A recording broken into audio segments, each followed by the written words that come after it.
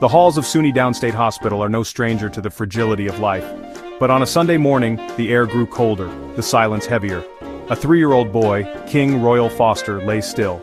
His small body, meant for laughter and play, was now a canvas of sorrow. Bruises marred his delicate skin, a tragic tapestry whispering tales of a life cut short. King's journey to this somber stillness began just moments before. A young woman, Sunshine Davis, entered the hospital, her face etched with a frantic urgency. At her side was a man, her boyfriend, his features lost in the shadows of the hospital's corridors. They carried King, his small hand dangling limply. They reached the medical staff, their words a jumbled plea for help.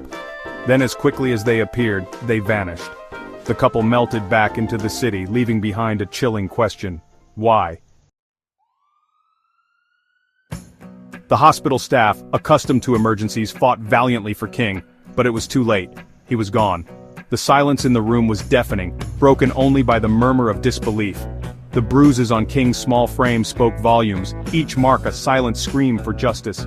News of King's death spread like wildfire. Whispers turned to gasps of horror as the details unfurled. A child so full of life gone too soon. The NYPD launched an immediate investigation, their pursuit of the truth as relentless as the city itself. Detectives pored over surveillance footage, desperate to put a face to the fleeing figures. Each frame, a piece of the puzzle, brought them closer to understanding the events leading to King's tragic end. But the answers remained tantalizingly out of reach, hidden in the shadows of that fateful Sunday morning. The medical examiner's office became the new battleground, the fight for truth now waged over microscopes and autopsy reports. The city held its breath, waiting for the verdict. Was this a tragic accident or something far more sinister? The fate of King's mother and her boyfriend hung precariously on this answer. Meanwhile, the NYPD was conducting its own investigation. Detectives fanned out across the city, following leads and chasing shadows. They interviewed family members, neighbors, anyone who might have crossed paths with King or the couple. The search for answers became a race against time, fueled by the need for justice and the hope that no other child would suffer King's fate. Every dead end, every unanswered question, only deepened the mystery surrounding King's death.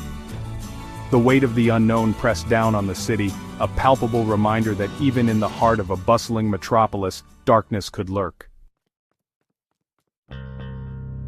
As days turned into nights, the city clung to the hope that someone, somewhere, held the key to unlocking the truth. King's godmother, Sabrina Johnson, made a heart-wrenching plea for Sunshine Davis to come forward. Her words, filled with both anguish and compassion, painted a picture of a mother lost and a family shattered. King's grandmother, Kenyatta Foster, her voice heavy with grief, spoke of a love that transcended even death. She shared memories of a grandson who was the light of their lives, a little boy whose laughter could chase away the darkest clouds. Their pain, raw and uncontained, served as a stark reminder of the human cost of this tragedy. In the face of such profound loss, the city found unity. Strangers embraced the pain of King's family as their own. Vigils were held, prayers were whispered, and the collective desire for justice burned bright.